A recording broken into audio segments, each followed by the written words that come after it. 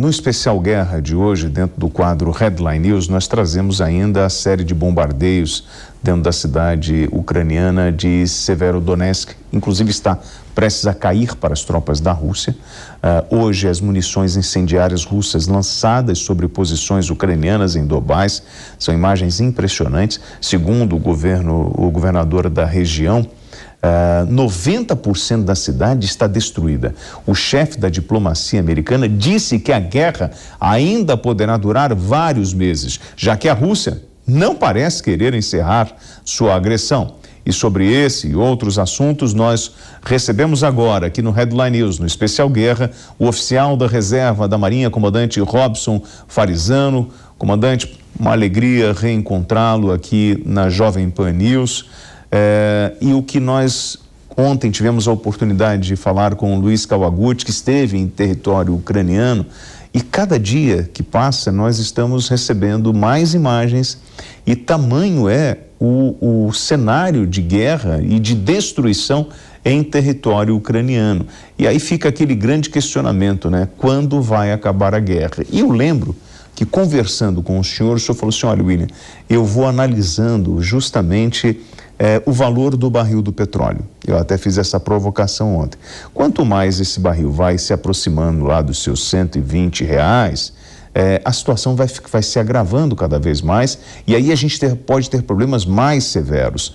Então, dentro do que o senhor está analisando, dentro da evolução no cenário da arte da guerra dentro do território ucraniano, qual é a sua análise sobre o dia de hoje, depois de mais de 97 ou 98 dias? Nós estamos indo, acho, para 97, né? Boa noite, William, boa noite, ouvintes da Jovem Pan, boa noite, Fabiano, linda, como sempre. Gente, eu penso, vejo a coisa da seguinte forma, né? Está acontecendo ali, vamos colocar primeiro a situação de Severodonetsk e Lysychansk, onde mais ou menos 4 brigadas do exército ucraniano e algumas tropas agregadas lá estão cercadas. No eixo Slaviansk e Kramatorsk também tem mais 4 brigadas cercadas. O problema todo é o seguinte, a pergunta de $1 bilhão, né, é se o Putin vai parar no Donbás, né? Oficialmente, as intenções seriam mais ou menos por aí, né? Limpar o Donbás das tropas ucranianas, né? Ou que os russos chamam de desnazificação, e estender um corredor que vai aí desde o sul de Kharkiv até a região de Kherson e abraça toda a Crimeia. Mas ninguém sabe se vai ser só isso, até porque o que está acontecendo é o seguinte, nós estamos vendo, né, um diálogo de surdos onde os dois lados estão aumentando as apostas. Ontem a Rússia cortou o fornecimento de gás para a Shell da Alemanha e o Biden vai enviar, né, mísseis de médio alcance aí para as tropas ucranianas, né? Ele segurou ainda, ele teria coisa maior, mas esses que ele vai enviar provavelmente deixarão o território russo aí indene, impossível de se atingir no momento pelas tropas ucranianas. As apostas estão aumentando, a gente não sabe onde isso vai parar. E aí, comandante, essas imagens que eu estou mostrando, o senhor poderia falar desse tipo de armamento que está sendo utilizado? Porque ele chama a atenção e falam desses fragmentos que podem chegar a temperaturas de 2.000 graus, é isso mesmo?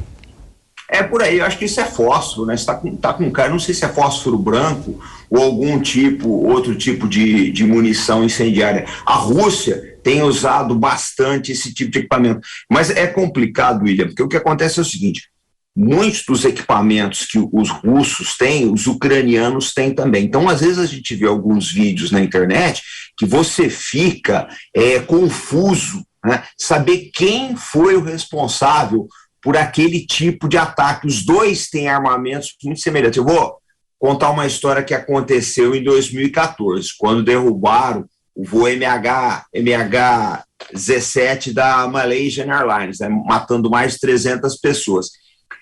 O avião, aparentemente, ele foi derrubado por um míssil Buk.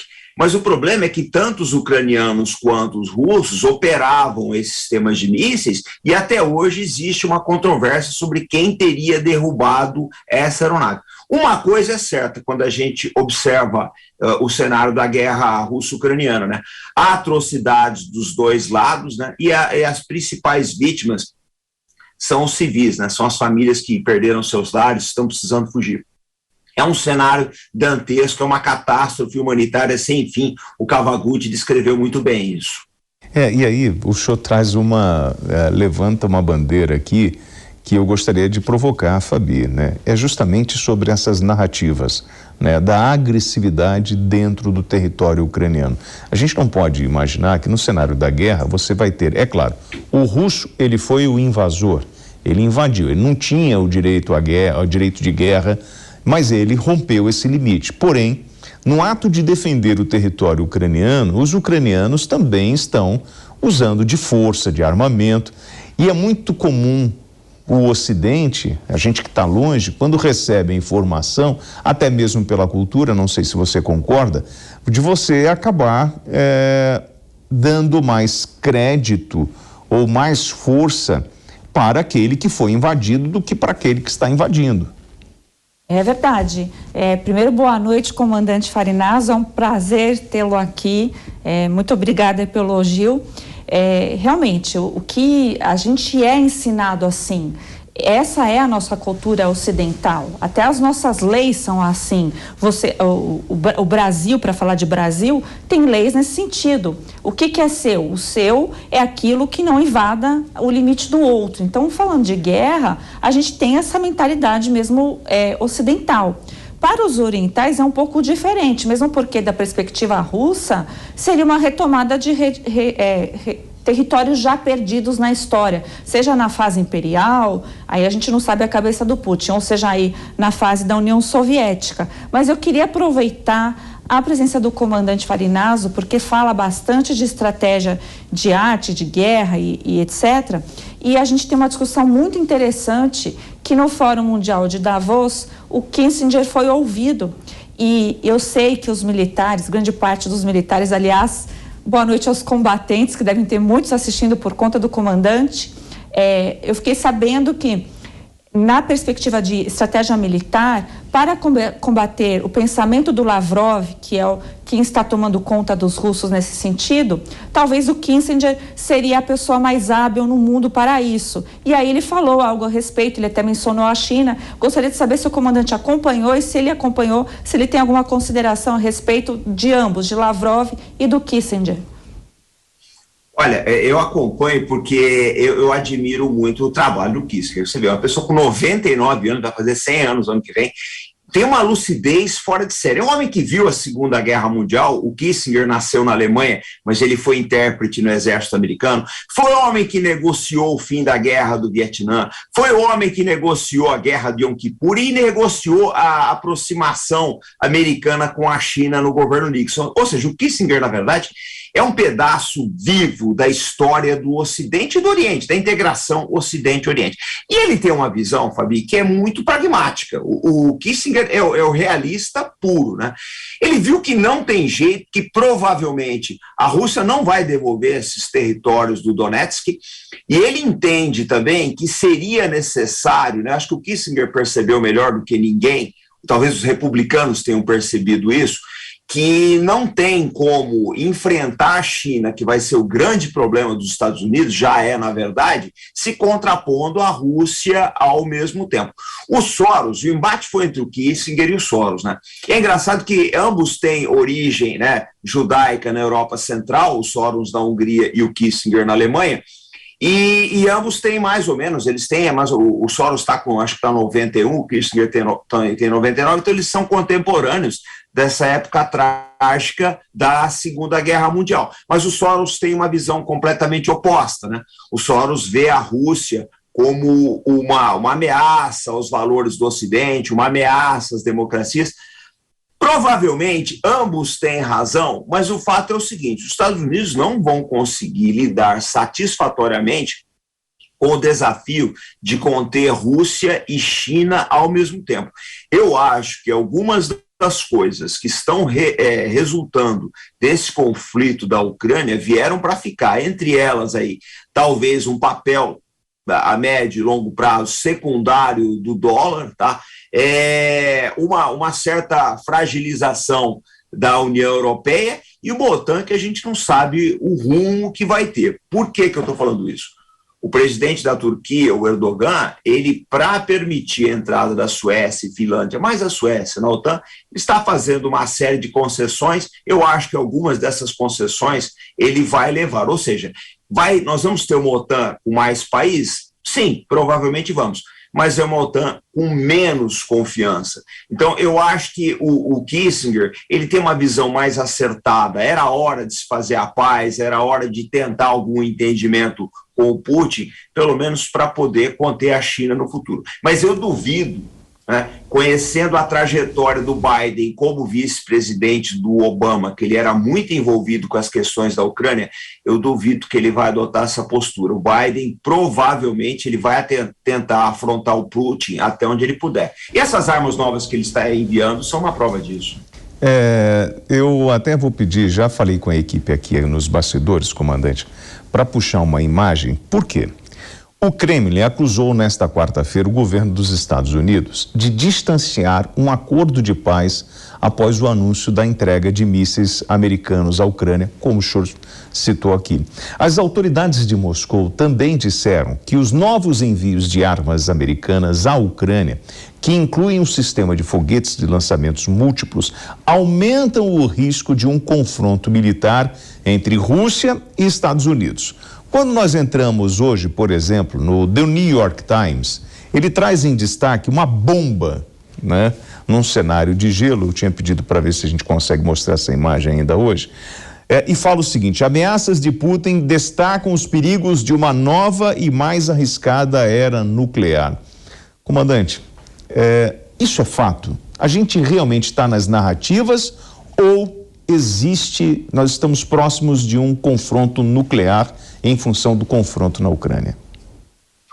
William, eu acho que todas as cartas estão na mesa, né? Porque se você pegar a Primeira Guerra Mundial, quando ela estoura em 1914, todo mundo achava que ia voltar para casa no Natal. Todo mundo que se alistou em 14, no verão, né, aquele verão efervescente da Europa, onde todo mundo achava que ia para um piquenique, o pessoal não conseguia imaginar o que seria a carnificina de Verdun e do Somme, né? E a coisa foi afundando, vem as grandes batalhas de 1915 e 1916 e virou efetivamente uma carnificina. A Segunda Guerra Mundial foi a mesma coisa. A Alemanha invade a Polônia e de outubro de 1939 até mais ou menos maio de 1940, você tem um período que o alemão chamava Sitzkrieg, né, a guerra centrada, e o francês chamava Drôle de Guerre, né, que era a guerra de mentira. Ou seja, ninguém esperava que tanto a Primeira Guerra Mundial quanto a Segunda Guerra Mundial fossem virar a carnificina que virou. Agora, eu não quero ser alarmista, mas vamos ser honestos. Ninguém está colocando água fria nessa fervura. Pelo contrário, os Estados Unidos estão enfiando 53 bilhões de dólares em ajuda militar. Nem toda essa ajuda vai ser militar, diga-se passagem, né? Mas pelo menos uns 60%, em ajuda militar na Ucrânia. Ora, eu acho o seguinte, é muito difícil você acreditar que a Rússia, num conflito onde ela já está saindo do mercado de energia da Europa e tem 7 mil armas nucleares, que os russos vão se deixar ser humilhados. Eu acho que está se jogando um jogo bastante perigoso. E eu volto a repetir, né, o que eu sempre falo. Eu acho que nessa hora a ONU tinha que ter um papel preponderante, ela precisava ficar numa posição centrada, tá, numa posição neutra e tentar uma negociação. A ONU se apequenou com essa guerra. Uma outra pessoa que eu acho, uma outra instituição que eu acho que precisava ter uma força maior também, era o Vaticano. Eles deveriam ser mais incisivos. Mas nós notamos o seguinte, nesse caso, que tanto a ONU quanto o Vaticano tomaram um lado, né, o lado do Ocidente. Isso é errado em guerras. Isso é o primeiro erro. Se você quer mediar um conflito, você não pode, de imediato, dar razão para ninguém. o falecido Sérgio Vieira de Mello, que foi alto comissariado brasileiro, né, alto comissariado da ONU brasileiro, ele negociava, uma vez ele foi criticado por ter negociado com o Khmer Vermelho no Camboja, mas ele falava, eu preciso negociar com essas pessoas para poder dar uma vida melhor às gentes que vivem na frente de batalha. Então, eu acho que está sendo um erro muito grande da ONU e do Vaticano de tomar um lado da história. A gente não sabe onde isso vai acabar, William, porque tem a questão do petróleo, né? Eu falei para vocês, por esses dias o petróleo bateu $122, o Brent Crude já retraiu para 117. Os especialistas estão falando que ele vai a $150 ou até $200. Se isso acontecer, vai ser uma tragédia mundial. Até o panorama eleitoral no Brasil deve mudar significativamente se isso acontecer. Então, nós estamos realmente flertando com o abismo na crise da Ucrânia. Eu não descarto que isso possa virar um conflito nuclear. Eu espero muito que a gente não vá para esse lado, mas está na mesa. Eu lembro do senhor falando, comandante, sobre justamente os Estados Unidos queimando a sua reserva para segurar esse preço do petróleo. Fabi, eu vou mostrar agora para vocês a capa do New York Times. É um tipo de... a Fabi chega a falar no início da cobertura da guerra que Biden não tem força ou não tem uma expressão de uma liderança mundial capaz de fazer a intervenção necessária para apaziguar e para estabilizar o conflito, né? Seja através de uma ameaça, né, do seu poder bélico ou até mesmo do diálogo. A imagem está disponível, a gente já pode mostrar. Essa é a imagem que você tem em destaque na capa do New York Times, ou seja, a imprensa americana está apoiando uma possível ofensiva ou criando esse monstro já há alguns meses para justificar esse valor dos 50 bilhões de dólares em ajuda ao território ucraniano. É como se estivesse dando um aval ao governo americano para gastar esse dinheiro e entrar nessa empreitada. A primeira guerra que a gente vê no mundo moderno é justamente no imaginário popular. Então, isso acaba corroborando para que se abra o imaginário popular, infelizmente, para algo muito ruim, e que eu concordo com a visão aí do comandante, literalmente estamos brincando com o fogo, chegando perto do precipício. A palavra dantesca que o comandante usou, eu também usaria para esse conflito, porque parece-me que as nações, de uma forma geral, não estão prestando atenção e até, inclusive, em relação a confronto nuclear ou preocupação com tecnologia nuclear, a gente já tem efeito colateral. Gostaria até também de aproveitar a capa do New York Times, a presença do comandante, para fazer uma pergunta nesse sentido. Existe uma preocupação que pouquíssimas, estão falando no mundo, mas parece-me que Israel, Irã tem lá uma preocupação nuclear, comandante. Eu gostaria que você falasse a respeito disso também, porque parece que é um outro problema que vamos enfrentar e muito rapidamente, se não mudarmos algum tipo de atitude. Então, gostaria que o senhor explanasse essa questão de Israel e do Irã.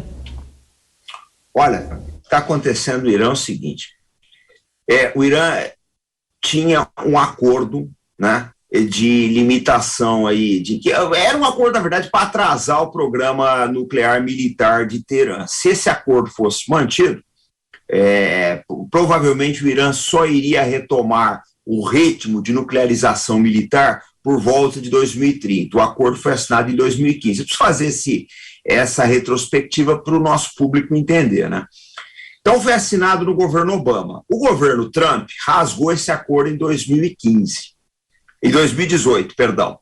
O governo Biden tentou retomar esse acordo há 6 meses atrás, em novembro de 2021. Até as baratas em Washington sabiam que essa renegociação ia dar em nada. Muito bem. Depois de 6 meses, lá pelo 4º mês, os Estados Unidos jogaram a toalha. Acontece que saiu um relatório da ONU essa semana dizendo que o Irã provavelmente tem 43 quilos de urânio enriquecido a 60%. Ele precisa aí mais ou menos, acho que de 92%, 93% de enriquecimento desse urânio para fazer uma arma nuclear. Ele consegue isso em algumas semanas. Se é que ele só tem esses 40 quilos. Eu acredito que eles tenham mais. Eles tiveram tempo para isso. Então, o que isso vai resultar? Nós podemos ter o Irã com armas nucleares. Uma boa parte dos peritos em proliferação de armas nucleares já considera o Irã uma potência nuclear latente. Ou seja, o que é isso? É um país que ele não tem efetivamente arma nuclear, mas tem toda a capacidade de desenvolvê-la rapidamente, se for necessário. Israel está sobressaltado com isso, as autoridades israelenses estão divididas, porque alguns oficiais mais pragmáticos dizem o seguinte: o Trump não deveria ter saído do acordo em 2018, porque aquele acordo, por pior que fosse, era melhor que acordo nenhum. Eu acho muito difícil agora o Irã voltar a esse acordo, porque um dos grandes fiadores desse acordo era a Rússia não vai fazer nada, para ela interessa essa questão de instabilidade, de maneira que esse é outro cenário que vai nos preocupar bastante. Se não fosse como se não fosse só isso, um prédio desabou no Irã e estão havendo diversas manifestações por todo o país contra o governo. Esse desabamento morreram mais de 30 pessoas. Muito bem. O que acontece? Você tem uma situação de instabilidade total na Europa por causa da guerra da Ucrânia e uma situação de insatisfação da sociedade no Irã. Os iranianos podem fazer um teste nuclear porque eles matariam 2 coelhos com uma cajadada só. Como a Europa enfrenta a crise da Ucrânia, ela não vai ter como fazer pressão em cima do Irã. E, ao mesmo tempo, eles uniriam a nação em torno de um projeto nacional, de maneira que a situação é bastante delicada. Comandante, papel de Biden nesse conflito e esse apoio, né? É comum esse tipo de apoio da imprensa americana a essas empreitadas do governo? Atenção, hora certa, 11h30. Comandante. Ô William, a imprensa americana já foi melhor. Porque se você pegar a Guerra do Vietnã, e tem filmes sobre isso, aquele The Post, é um filme maravilhoso, uma história verdadeira, né, do Ben Bradlee, do The Post, como ele fez para revelar os papéis do Pentágono que aceleraram o fim da Guerra do Vietnã. Isso aí é um tempo que já passou, porque desde a guerra do Iraque, da invasão do Iraque em 2003 para cá, a gente tem uma imprensa mais amigável ao governo americano. Isso é muito ruim para a sociedade, isso é muito ruim. Tá? Eu vejo o papel da imprensa, ela está bem domesticada, a imprensa dos Estados Unidos. Você tem vozes dissonantes ali. Né? Você tem o Scott Ritter, o Coronel McGregor, o Richard Medhurst, você tem muita gente boa ali. Mas o que acontece? O grosso da imprensa parece porta-voz do Pentágono, uma coisa impressionante. Agora, você trouxe para a equação um fator-chave, chamado Joe Biden. O Biden, desde que ele era vice-presidente do Barack Obama, lá por volta de 2014, quando teve a revolta do Maidan e a consequente guerra civil no leste da Ucrânia, ele já apoiava uma atitude mais incisiva dos americanos contra a Rússia em território ucraniano. Essa é uma coisa. Segundo, existem as ligações, né, perigosas entre o filho do Biden, o Hunter, e a Burisma, uma empresa de petróleo, uma empresa de energia ucraniana. Essas ligações nunca foram muito esclarecidas. A gente não sabe até que ponto elas se enraizam, né, na política do Partido Democrata americano. Eu acho muito pouco. Eu acho que nós temos uma tempestade perfeita aí. Você tem, por um lado, um Biden que tem envolvimento pessoal muito grande com a Ucrânia, já tem 8 ou 9 anos, e você tem, por outro lado, um Volodymyr Zelensky, que é um refém do sistema. O Zelensky, ele não tem por si só autonomia para fazer a paz. Ele presta contas ao SBU, que é o Serviço de Informações da Ucrânia, que é poderosíssimo, e aos oligarcas que colocaram ele no poder. Fora o fato de que a pressão da OTAN ali dentro, em cima dos militares, é muito grande. Você tem uma combinação horrível, né? Um Biden que tem envolvimento com a Ucrânia e um Zelensky que não tem autonomia. Eu estou muito cético com relação a um acordo de paz ali. Era o ideal, mas eu estou muito cético. Atenção, hora certa, são 11h33, estamos de volta para toda a Rede Jovem Pan. Com o avanço, principalmente no leste, e nós temos aí cada vez mais o exército russo dominando boa parte do território que ele tem como alvo no leste, no sul da Ucrânia, mas nós temos essa resistência e falávamos dela no início. E aí, Fabi, começou aquele confronto mais homem a homem. Se eu estiver enganado, por favor, me corrijam, mas nós tínhamos no início o uso dos veículos de guerra, dos bombardeios, mas acredito eu que nós chegamos num outro patamar de conflito, Fabi. Olha, William, o que até ontem o Kawaguchi nos trouxe de notícias é que teriam tido baixas bem grandes das tropas ucranianas, e o que a gente está vendo aí é o armamento pesadíssimo sendo usado, até aquelas imagens que o comandante nos falou que pode ser uso de fósforo. Ontem também mostramos aquela imagem amarelada, alaranjada. Então, tudo isso e mais o equipamento aí que pode chegar, já vou emendar na pergunta aqui ao comandante Farinazzo, que esse armamento que o Biden promete, o quanto ele pode piorar no sentido em que pode ser até que acabe aquilo ali nas mãos dos russos, já que, na minha visão, comandante, me corrija se eu estiver errada, muitas tropas ucranianas estão sem subsistência, não estão conseguindo nem mesmo ter acesso à comida, à água, etc. Então, esse equipamento pode parar na mão dos russos. Olha, Fabiano, o que acontece, na minha visão, é que tudo que o Biden está fazendo agora com a Ucrânia, em termos de ajuda, ele deveria ter feito há 6 meses atrás. Se há 6 meses atrás ele tivesse colocado essa quantidade, essa qualidade de armas nas mãos dos ucranianos, né, ele teria provavelmente obtido um bom resultado. A Rússia talvez nem invadisse. Tem um general americano, ele falava uma coisa que é uma grande verdade, né? Você não pode usar as tropas boas depois que você empregou as ruins, né? O exército ucraniano, ele tem sido batido por partes. Eu vejo aí, os americanos enviaram cerca de 90 peças de obuseiros M777 de 155 milímetros, que são armas muito boas, né? Os franceses também enviaram obuseiros Caesar, mas essas armas não estão sendo suficientes para deter a artilharia russa nas regiões de Kramatorsk e de Severodonetsk. Então, eles vão enviar agora o M142, o sistema HIMARS aí, de mísseis de alcance até de 80 quilômetros, para ver se conseguem bater a artilharia russa.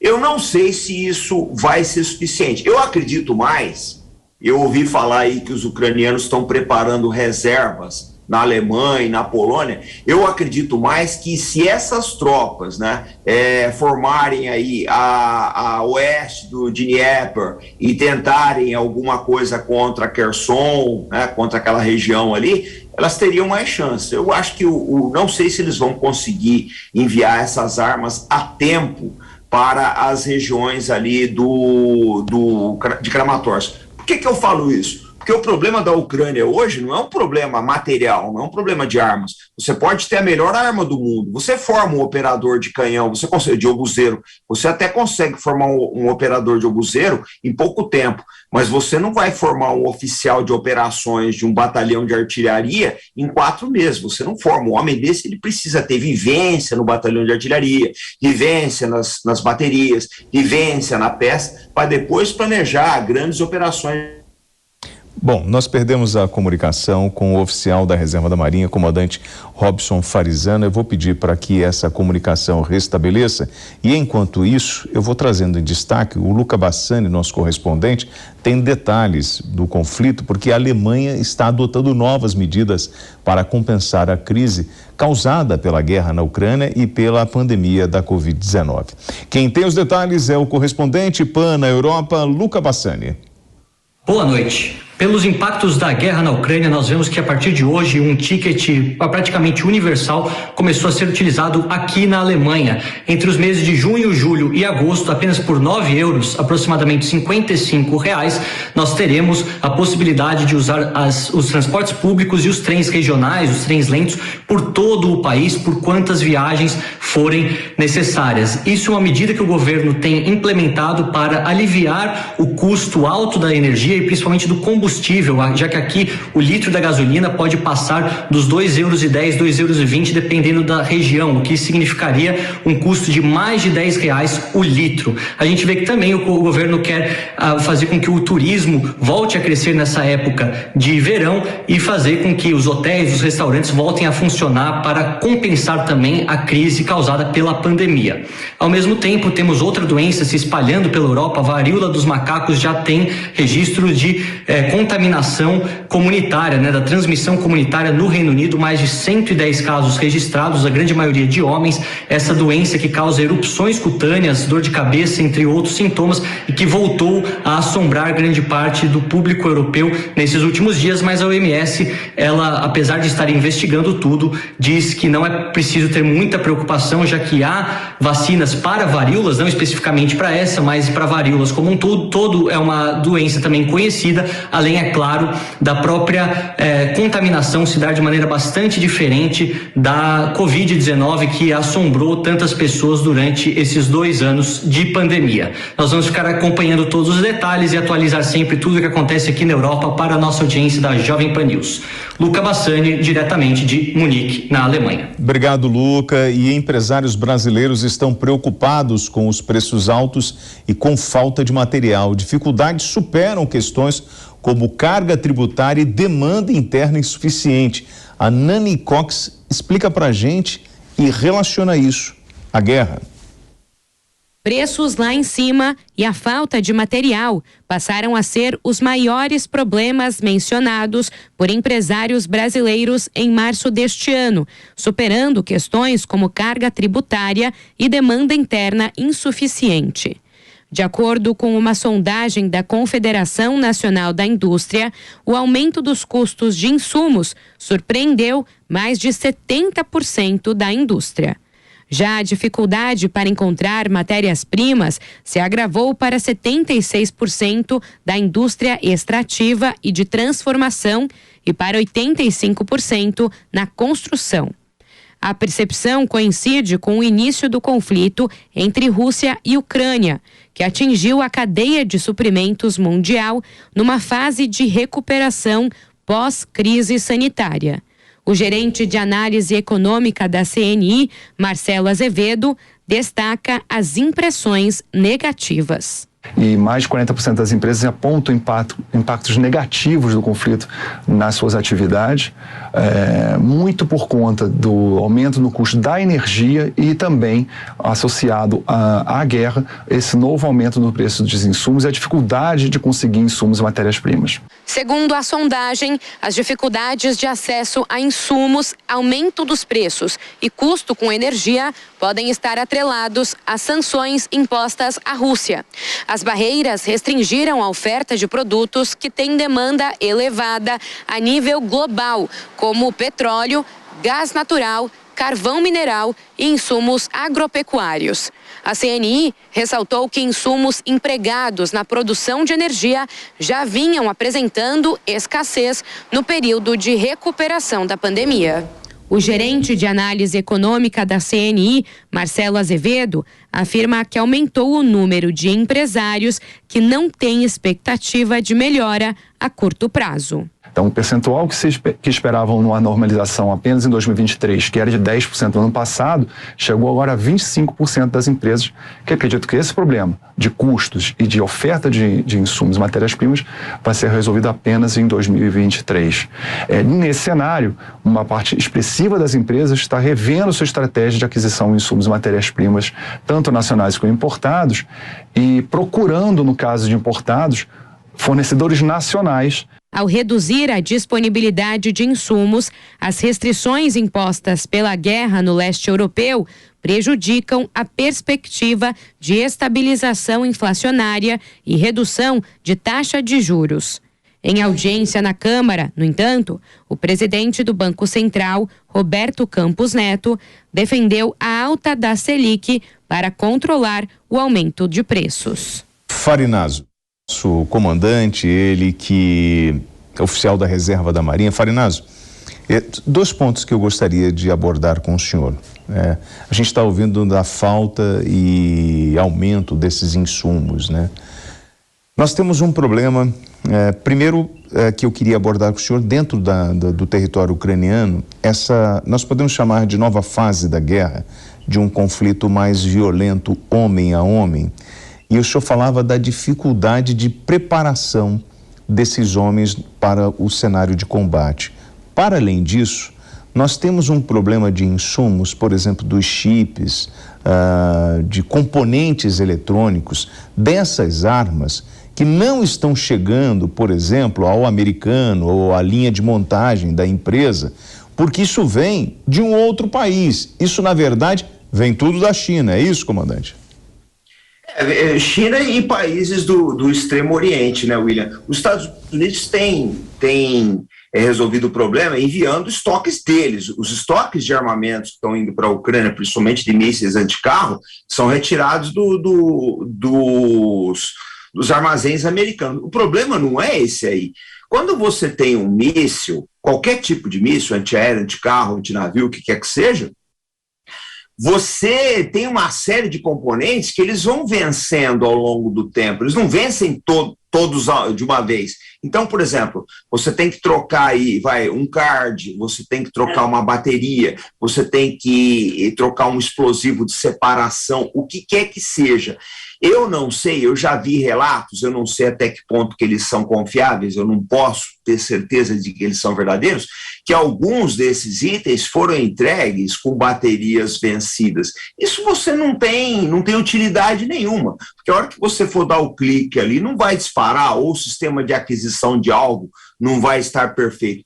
Existe um problema logístico, né, na cadeia de suprimentos da indústria de defesa dos Estados Unidos, nós não temos dúvidas. Até que ponto isso está afetando os suprimentos ucranianos, nós não temos condições de saber. Mas eu acho que o grande erro, né, o grande erro dos Estados Unidos foi ter fornecido esse armamento muito tarde em quantidades homeopáticas. Se esse armamento fosse entregue para a Ucrânia no final do ano passado, talvez o Putin não tivesse invadido. Esse é um lado, o lado americano. Do lado, vocês estão vendo essa planície enorme aí, do lado russo eu vejo também uma certa deficiência em não destruir as vias logísticas ucranianas. Estrategicamente, isso é um erro enorme.